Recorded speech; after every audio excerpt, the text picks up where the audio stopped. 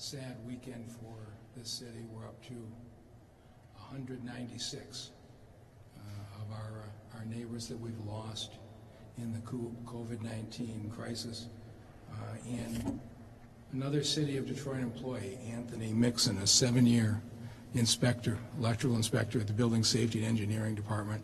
He was just classic, professional, thorough, outstanding public servant.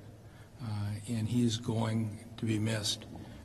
And it seems like as a city we're facing these losses much too often. But while the infections are spreading, our resolve and our preparation are now spreading even faster. The 15-minute tests have been a remarkable success. Just in the first 2 days, 150 police officers, firefighters, EMTs were tested negative and have been cleared to return to work. It is a source of great morale in the police department that we have members going back. We had 30 who tested positive, and they know that they have the infection and they're getting the proper medical care. And for those wondering about Chief Craig, I spoke to him earlier today, and he was on the exercise bike, and he's working himself back into shape and looking forward to the day he returns to work. At this point, we have 154 Detroit police officers who have tested positive for COVID-19. We've got another 400 quarantined, but 328 have returned to work. And so those who are quarantined, that number will continue to come down quickly. At the fire department, we've had 43 who have tested positive, 79 quarantined, and 45 who have returned to work. And Assistant Chief White and I had the precinct commanders on the phone, and there is very good feeling about the fact that their ranks are swelling now and no longer decreasing. As far as residents of this city, I think the city of Detroit is now getting national attention. We are probably running the most successful drive-through testing site in the country. We're up to 800 people a day being tested. We'll be up to 1,000 a day on Monday. And I am very pleased with the fact that we have a huge number of Detroiters who have recognized that we do have 30 doctors' offices in this city that are taking new patients, that are taking patients without insurance, without money. And today we brought our first 6 people through the testing site with the $2 transportation. So those without cars are now starting to recognize that we have availability here for Detroiters that exist in few places. Every single person in this city, if you're coughing, you've got a fever, or you're having shortness of breath, if you don't have a doctor, go to DetroitMI.gov. You'll find a doctor there. Get an appointment. We can have you in tomorrow. If you don't have a car, we'll drive you there tomorrow. If you don't have the $2 to pay the driver will take you for free. But the way we beat this is through testing and knowing who's infected, who's not, so that we can separate. I'm not sure I've ever felt better about the Detroit Police Department or the city of Detroit than I did this weekend. I drove from one end of this city to the other all day Saturday and all day Sunday, checking out parks to see for myself what was going on. And you know, when a group comes together, it goes on social media, and that's what gets spread. What I saw in Chandler Park and Rouge Park and Palmer Park and smaller parks all over the city were people, 1 or 2 together, parents with their children, spacing out, taking walks, playing together. It was actually beautiful to see. But the people of the city were doing what we'd asked, engaging in social distancing. And I know Assistant Chief White and I expected that we would have to order a closure of the parks by Saturday. And a big part of this was the Detroit Police Department. I think everybody in the city who gathered in a group this weekend found out the police will be there very quickly. They will break up the group. They will write $1,000 tickets. And As I said, Assistant Chief White and I had all the commanders together on the phone today, and I am listening to them. And I said, tell me what you want. Do you want the parks closed? Do you want a curfew? Is that necessary? And the commanders overwhelmingly said, with the cooperation we got this weekend, it's not necessary. We actually had more groups gathered in neighborhoods than we did in parks. Now, tomorrow it's going to be 65 degrees. And if that changes, I'm going to have to act in the best interest of the health of this city. But I'm hoping we'll get the same kind of cooperation. Based on what the Detroit Police commanders said to me today, we're making two changes that people should be aware of. First, one of the things that evolved over the weekend is we had groups who were gathering on somebody's front lawn, and when the police car would pull up, they would scatter, so there wasn't anybody to write a ticket to. Starting today, we are writing the $1,000 ticket to the owner of the property. If you let a group gather on your property, you're going to get the $1,000 fine. And the officers are all being told today to enforce that. If people gather on your property and you didn't invite them, call the police. But you are going to find the Detroit Police Department, whose men and women have 154 infected officers, are not going to be sympathetic to the fact that you're putting your neighbors' lives at risk. Second thing is with the car washes. Car washes are not an essential business. The governor's order indicates that you cannot go to work if it's not an essential business. And we are shutting down car washes that are staffed by employees. They should not be open. They've been a gathering site. If the car wash is one that's fully automated, doesn't have employees, we are not shutting those down. But the Detroit police have been instructed that if people are going to work at a car wash, that needs to be dealt with quickly and firmly. So we're going to see what happens tomorrow and the next day when the weather goes up. But I'm really hoping that the people of this community will continue to show the love for their neighbors they showed this weekend. We don't want to be in a situation where parks in the city are closed for 3 or 4 weeks or however long this lasts. Every place I was in this city where there was a crowd gathering, there was a Detroit police car right there. And to give you an update on the report on the enforcement this weekend and the statistics is Assistant Chief James White. Thank you, Mr. Mayor. First, as I do always, I want to thank the men and women of the Detroit Police Department for their hard work during this unprecedented time in our department's history. This weekend, as the Mayor indicated, we ramped up our enforcement efforts. I want to thank the community members who have partnered with us, who continue to reach out to us and let us know where these groups are gathering.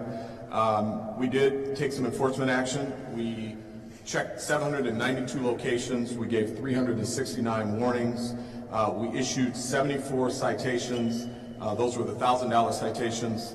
We broke up 9 parties, and we engaged 2 non-exempt businesses. One business in particular was a beauty supply company that had about 50 members or community residents lined up outside of their business, and certainly that's a concern for us.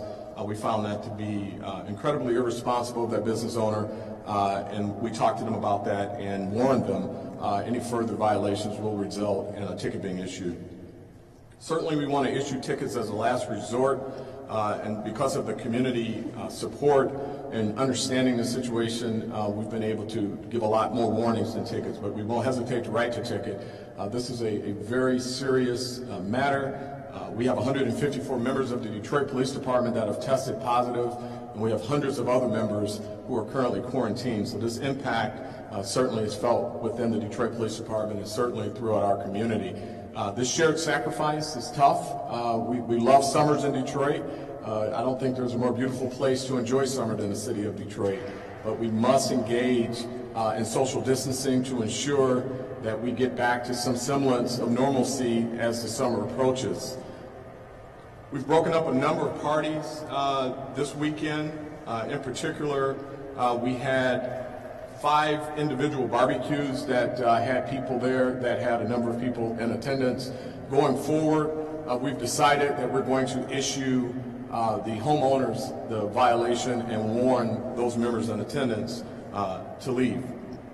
As it relates to other areas where people are congregating, gas stations, some area parks, we're utilizing our real-time crime center. We're doing virtual patrol to ensure that we send officers to those areas where members are gathered. We were very successful with that this weekend. As I indicated, we broke up a number of gathering spots, and we're going to continue to do that as we get warmer and warmer throughout the next few days. Tomorrow, in particular, where we're supposed to have temperatures over 60 degrees. And we're also utilizing our air support unit, and that's identifying on-the-spot moments where we have large gatherings. We have not yet asked the mayor to close our parks, and we hope with the spirit of cooperation that we have currently, we won't have to ask the mayor to close the parks, but we will not hesitate to make that request due to the urgency of this issue. At the very least, we will entertain closing vehicular traffic off to the parks and only have pedestrian traffic. And that's pretty much it, Mr. Mayor. I'll turn it back over to you. So, as we have our own officers, firefighters, bus drivers, and the like returning on the 15-minute tests, County Executive Warren Evans reached out to me, and then Sheriff Napoleon. Sheriff Napoleon is dealing with an enormously challenging situation at the county jail.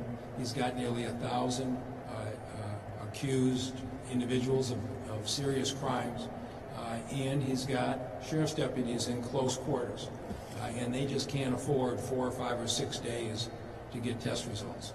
And so those sheriff's deputies, as far as I'm concerned, they may be county employees, but they're this community's sheriff's deputies, and many of the inmates are our residents, and it's our obligation to keep every one of them healthy.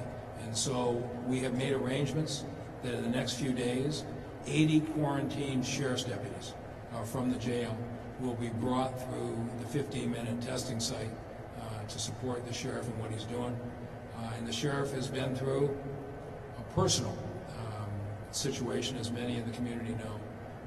And to talk about how we're working together and to talk about the need for social distancing, Sheriff Benny Napoleon. Thank you, Mr. Mayor. First and foremost, I want to thank you on behalf of the men and women of the Wayne County Sheriff's Office, and along with the CEO of Wayne County, Warren Evans, for making this rapid testing available to us. I think you need to be given great credit for being the only place in the country where we are able to do this in 15 minutes. As the mayor indicated, I have been hit very hard, both professionally and personally, by this virus. I have currently 83 members of my agency who have tested positive, 78 as of this moment who are quarantined, who need to be tested. Having that rapid test available to us will allow those people to either determine whether or not they are infected and need to continue to be quarantined, or whether they are healthy and can come back to work and assist us in our critical function. My agency suffered 2 deaths as a result of the virus, and we've had 1 inmate who has passed. On a personal note, though, and why I feel very fortunate the mayor has given me this opportunity, is that my brother, Hilton, who is the chief of police in Highland Park, has been on a ventilator for over the last 3 weeks. I think today makes 3 weeks and about 4 days that he has been in the critical care unit at a local hospital. And I appreciate everybody's prayers and reaching out to me, checking on his status. In addition to that, I have several members of my immediate family who have also been infected by this virus and who are suffering at various stages of the illness, some not so bad, others just up to the point where they may We thought they needed hospitalization, but they did not.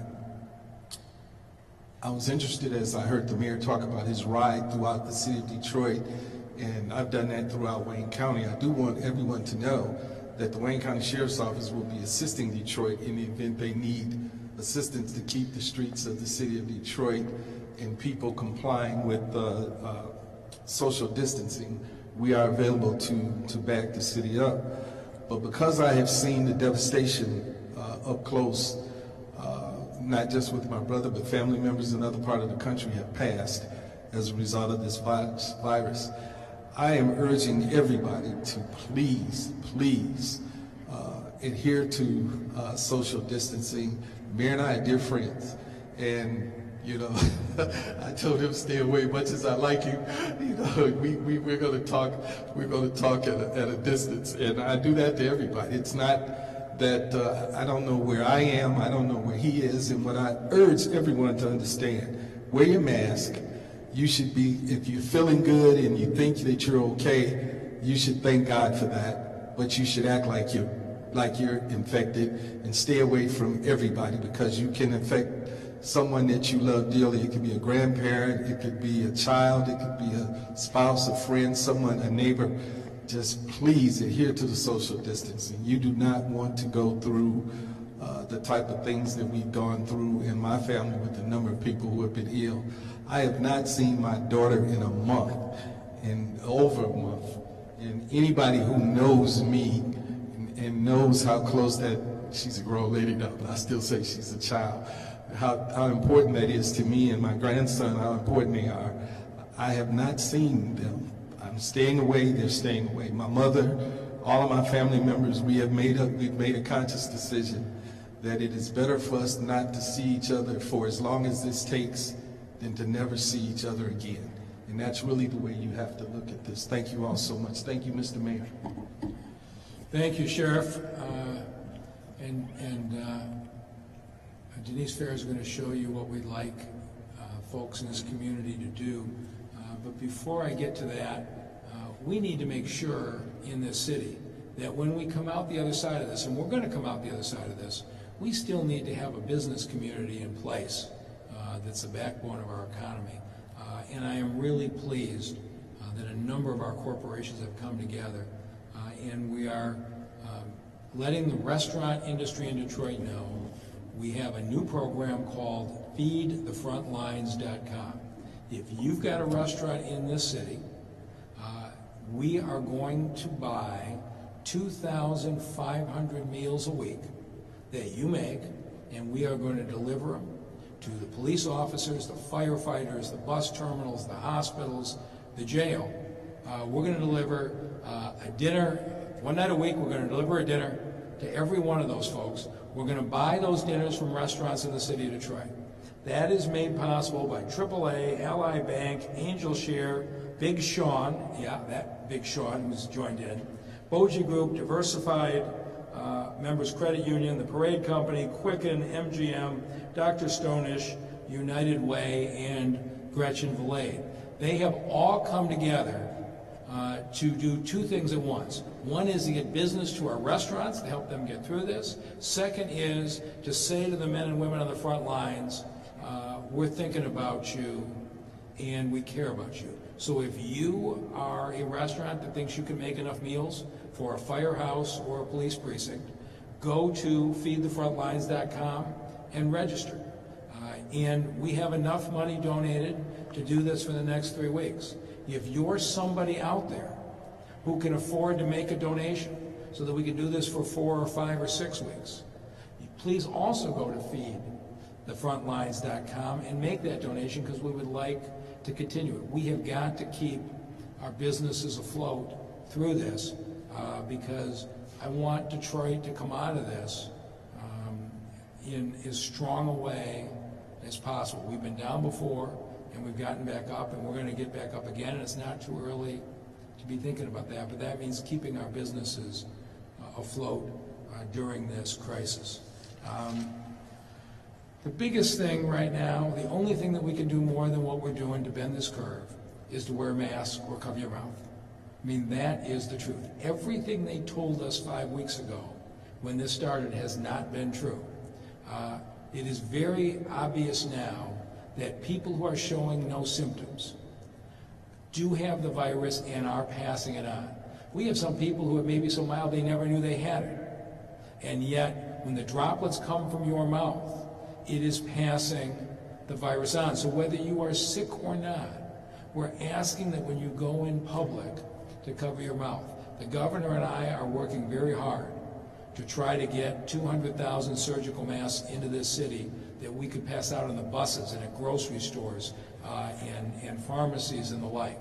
But we need to make sure that the hospitals are taken care of first. Our hospital workers have to be the first priority. And we're trying to get in a supply of masks that won't cut into what the hospital staff needs, but will be available to you. But in the meantime, there are things you can do yourself to cover your mouth. And on the bus in particular, I still see groups of people clustered at the back of the bus, and 1 out of 3 has their mouth covered. You might think you are not infected, but you may be. And the faster we stop infecting each other, the faster we get this curve down, and the faster we can return to our former lives. And so our health director, Denise Fair, is an expert in making up her own bandana, and she's asked to be able to demonstrate to the people of the city what we'd like to do. So, Director Fair. Thank you, Mayor. And before I provide that demonstration, I do want to always acknowledge those who are continuing to work in partnership against the fight against COVID-19 and ensuring all of our residents are cared for with the access to things they need during these challenging times. I also want to acknowledge the families whose loved ones have succumbed to this terrible virus. As of today, there are now 5,032 confirmed COVID-19 cases in Detroit and 196 confirmed deaths. This is 476 more cases and 29 more deaths than just yesterday. As you've heard me say many times, no one is immune, so whether you are young or old, you can still get COVID-19. But today I do want to focus on face masks. And I realize there's been many mixed messages on whether they work or not. And today I'm here to set the record straight. Both the CDC and the World Health Organization have acknowledged the benefits of masks. And for those who have a confirmed COVID-19 case. However, face masks are now recommended for those who may not have been infected with the virus, and here's why. And I think the mayor alluded to this earlier, but when we speak or when we laugh, droplets are released from our mouths, and that's really common. And we need to protect ourselves. And so for these new reasons, guidelines are encouraging the use of facial coverings when we're out in the public. We're conducting essential activities such as trips to the grocery or to the pharmacy. Now, these face coverings don't have to be a hospital grade, as these types of masks should still be reserved for those healthcare workers and first responders. The only requirement is for the face mask to cover both your nose and your mouth. And these homemade masks are very easy to make. So I'm going to attempt to make a face mask for you. This is an old t-shirt, and you'll only need an old t-shirt or a scarf or a bandana, and you would just cut it into about a square or a rectangle and fold it into thirds. And I'll try to demonstrate this here. So fold it into thirds. And then you'll need 2 rubber bands, so 2 thick rubber bands. First, you will fold both ends on either side. So fold them in, take your rubber bands, and put it on either side, just like this. Fold them in, and then take the rubber band and put it over your face and your mouth and your nose. So at this point, you have your own face mask. Again, you don't need an N95 mask if you're out in the public. You can just use, again, a bandana, a scarf, or anything that you have, maybe even a clean dish towel, and also your 2 rubber bands. So again, this is a simple way to protect yourself and your loved ones from COVID-19. And as the mayor mentioned, the weather is changing, and folks will want to get out and about, so these homemade masks will be helpful. Even when we are outdoors, I'd like to continue stressing the importance of keeping at least 6 feet distance apart. That's what we mean by saying social distancing. Again, keeping 6 feet apart from your neighbor. Coughing in a sleeve or a tissue, disinfecting high-touch surfaces, and please stay home if you are sick. Again, the best thing that we can do is to stay home to help slow the spread, and you may not even know if you are a carrier. You could be completely healthy, but still be a carrier. So wearing a face covering is a good idea. So please, let's continue to protect ourselves and each other, and if you are feeling overwhelmed with sadness or anxiety due to COVID-19, I urge you to speak with someone to ensure your mental health is cared for. Again, please do stay safe. And with that, I'll turn it over to the mayor. I hadn't seen that demonstration before, Denise. We have got to put a video of you doing that up on the city's webpage. But it gives you a sense of, it seems like a small thing. It may save the life of the person that you're standing next to at the grocery store or on the bus or just passing on the street. John Roach tells me that I misspoke on the restaurant website. It's not feedthefrontlines.com, it's feedthefrontlinesdetroit.com. So we'll have the correct address, but it's feedthefrontlinesdetroit.com. Sorry for that mistake, and with that, we'll take any questions.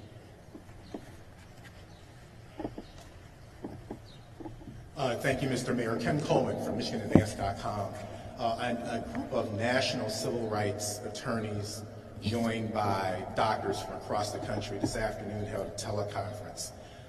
They were calling on federal agencies, including the Health and Human Services Department and the CDC, calling on federal agencies to do what's required by federal law, not only retain data related to COVID in this case, and have it aggregated out between race and gender and the like.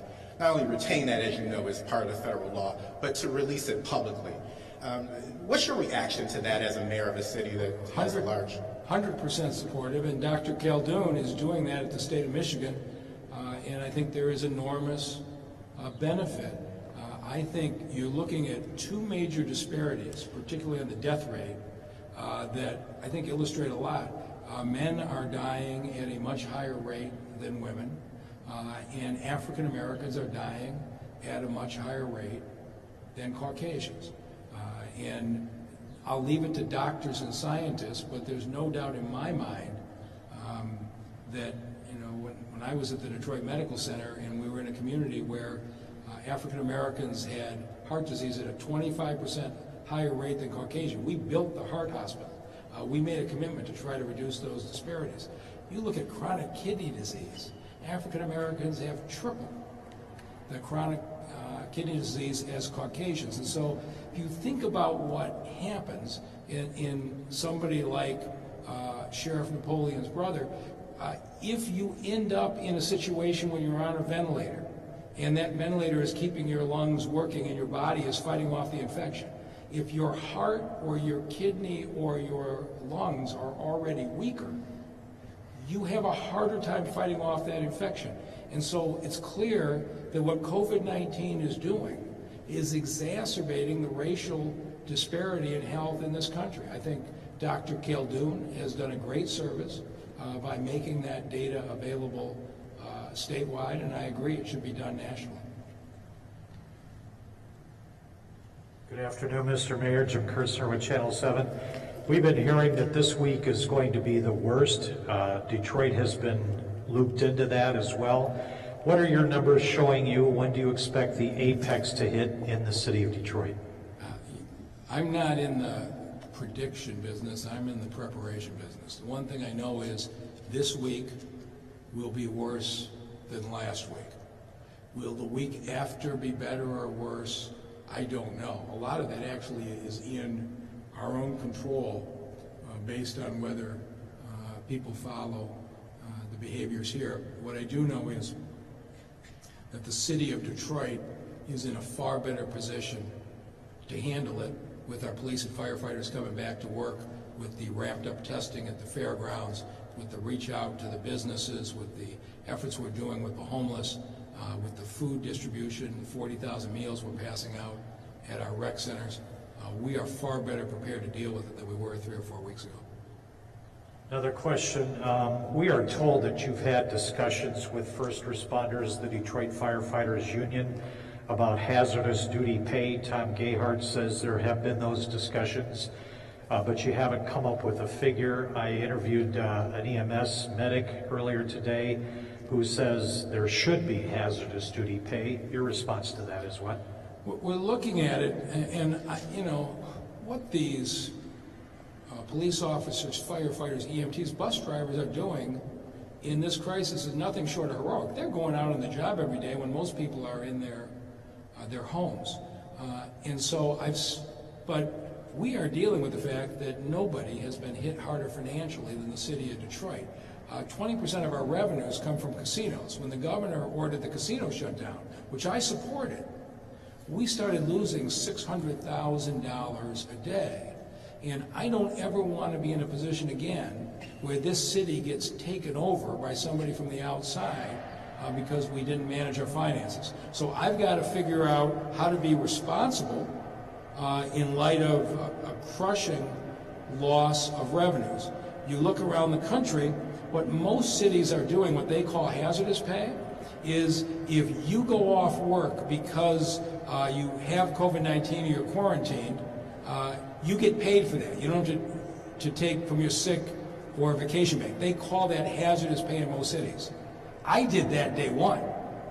We made the policy day one that if we don't question an officer whether you got COVID-19 from a family member on the job, you got COVID-19 or you're quarantined, you're being paid. Same with the firefighters, same with the bus drivers. So what other cities have called hazard pay, we did from the beginning. Then you look, Baltimore went further and offered $100 a week. Atlanta is paying $500 a month to their first responders on top of their base pay. And so I asked our finance people, could we do something like that here? And they're seriously looking at it. And so I would like to see us do something like Atlanta has done and offer a supplement on top of paying people who are off.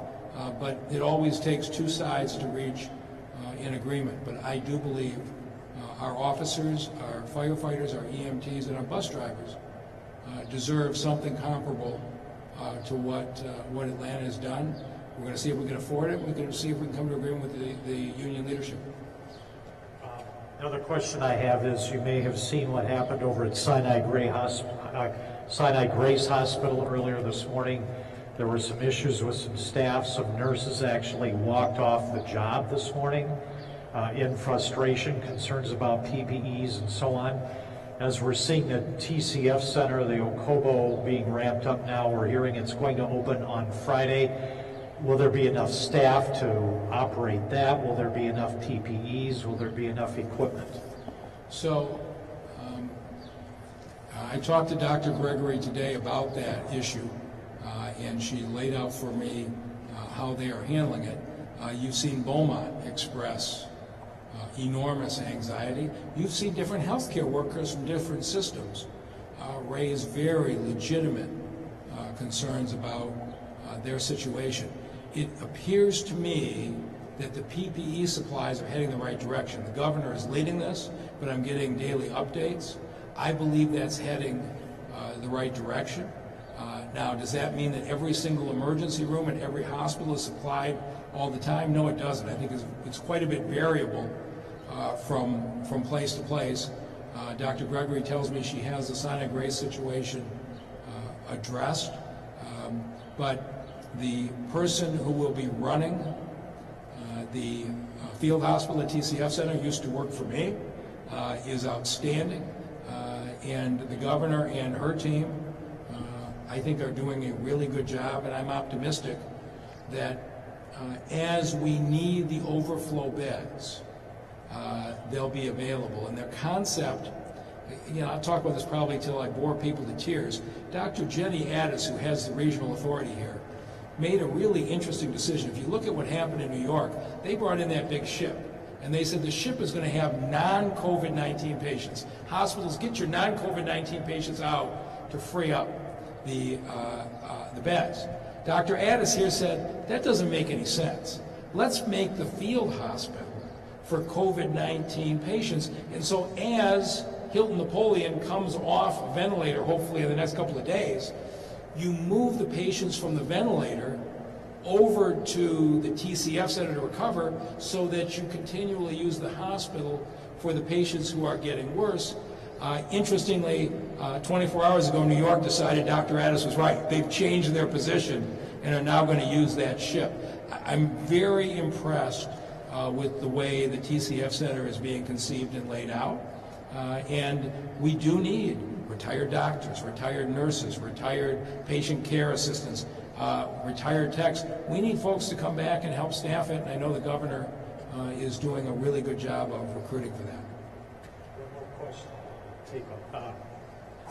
Same question to you, Sheriff. I didn't mean to disrespect you or ignore you, but same question. You rattled off your numbers earlier about your first responders and your jail guards and your growing number of positive cases, and your brother, and I heard about your distancing yourself from your family, but same question to you. Is there any consideration for hazardous duty pay for your county employees? Well, that is not part of my function as the sheriff. Those negotiations go through the Wayne County Executive. I know that he has had discussions with both the rank and file and the supervisory unions, and he's having some discussions probably as we speak, trying to work out some kind of arrangement to see what it is we can afford and what they can agree to. But like the mayor said, I've been doing this now over 45 years. We are used to, in law enforcement, confronting dangers that we can see. A person with a gun chasing a bad guy who's committed a burglary or a robbery, or dealing with someone. This is an enemy that we can't see. And the men and women of my agency have continued to go to work. They have continued to confront the dangerous situation that they're placed in every single day with great courage. They should be applauded for it. They should be recognized for it. And I'm certain that to the extent that the county can do that, County Executive Evans, who is a former deputy and sheriff himself, recognizes that this is a moment in time that none of us have ever seen, and he will do what he can to benefit the people who are putting themselves on the line every single day.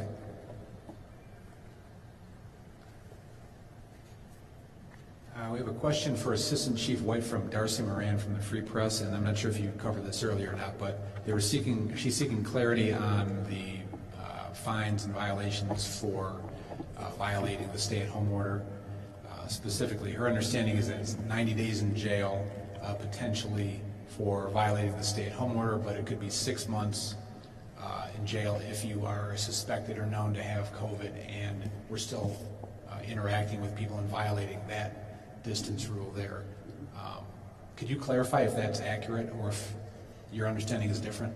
No, my understanding is exactly that. It's the 90 days for violating the stay-at-home order and the social distancing portion of that with groups.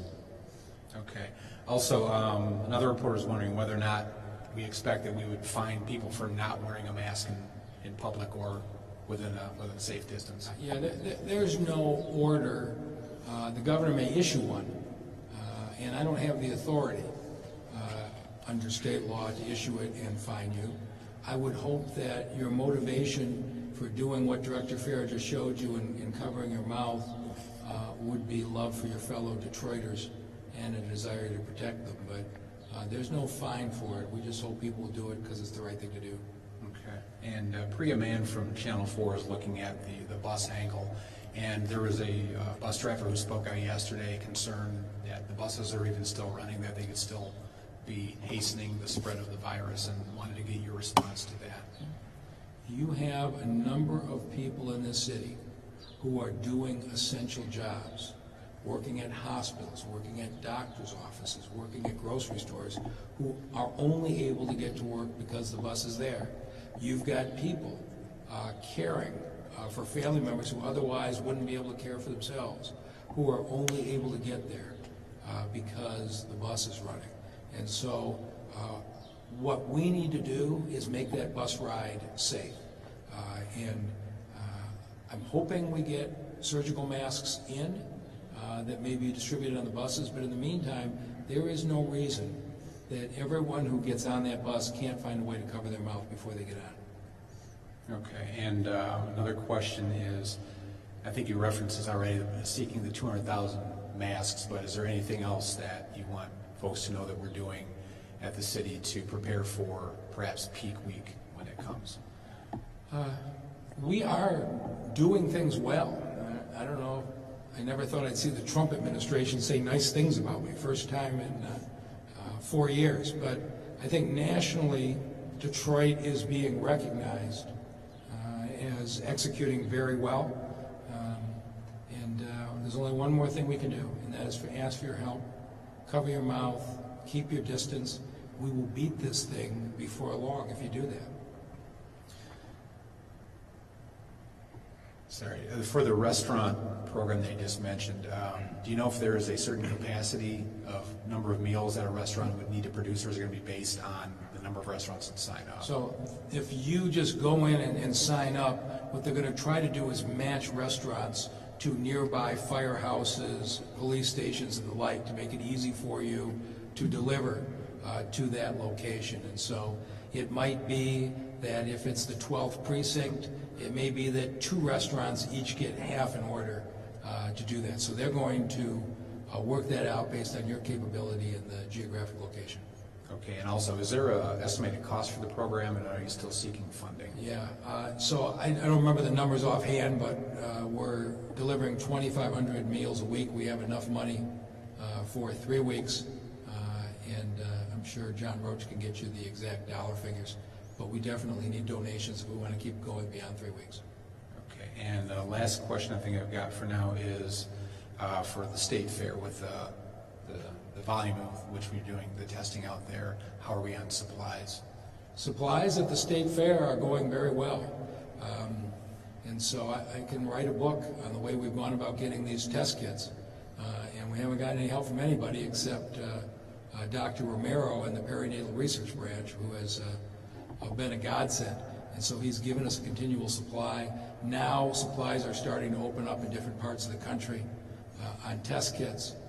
BioReference Labs out of New Jersey has been a phenomenal partner, and they're doing most of the testing in New York City, where America's testing is being done. They just agreed to up our lab capacity to 1,000 tests a day. The city of Detroit has dramatically increased this state's overall testing capacity with what we've done, and we're good.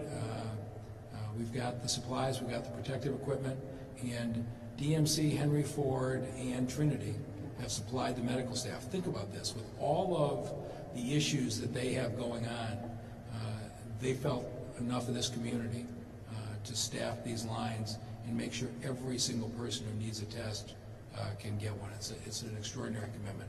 Okay, and the final thing is, one reporter wanted if you could repeat the name of the individual who is in charge of the TCF Center that you were speaking of. I did not name the individual. It's up to the governor to name the individual. Got it, So okay. I did say it the first time, but it was a good try. All right. All right. Anything else? Director, Go ahead. Go ahead. One last thing, Mr. Mayor. When we were here, I believe, Friday, you had said through the first week, the first couple days of drive-in testing at State Fair, you quoted the number of confirmed cases at 43%. Hasn't changed. So- 43. I saw the last report I saw with the first 1,500 tests that came in. We got another 1,500 samples today. Still running right at 43%. It's across the Tri-County area, Wayne, Oakland, Macomb, Detroit. This virus is very much in every community. If you're with 5 or 6 people, there's an excellent mathematical chance that one of those folks is positive and the droplets coming out of their mouth is a risk to you. But this 43% number is scary. If you track the state's testing numbers, They started out at about 15% positive. They're now getting up closer to 30%, and it's the 43% testing out of the Tri-County area that's really driving that. We have one more follow-up for Assistant Chief White on the stay-at-home order. Question is basically if there's a family, a fairly large family that is living together anyway, is there anything that prohibits them from going to a park and congregating in that same number? That's a great question. The officers are exercising great discretion. We don't want to disrupt families from enjoying activities outside. Certainly families of the same household. Obviously, the officers are not armed with that information when they see these activities. But if it's obviously a family participating in activity, that's not a problem. It's when those groups grow, or you have the pickup game basketball where you've got people, sweating on each other and potentially transmitting the virus, and then the game goes from 2 people, 3 people, now you got 6 people, 10 people. But the officers, as I indicated, doing outstanding work. I've never been prouder to be a member of this department. They're exercising extreme discretion. They're looking to see, okay, is this a family? And they're doing a fantastic job with that. But certainly some things that we had occur over the weekend where we saw a few pickup games of basketball and things like that, we really don't want to see that type of behavior, because once if we can all participate in this shared sacrifice, I think those games will be not a big deal in a couple of months. But we all have to participate and keep our distance at 6 feet spacing, and certainly not interfering with what families are doing as far as riding bikes and things like that. 怎么又晚了？这诊所太远了，这里多开几间就好了。政府里需要有我们的人，需求才会被听到。哎，你这……哎，你们两个都对，可光说有什么用呢？填好2020年的人口普查，就可以协助公共资金的分配，比如地方医疗、更多的政府席位。想要给自己发声啊，赶紧上网填，打电话也行。请上2020census.gov 完成普查。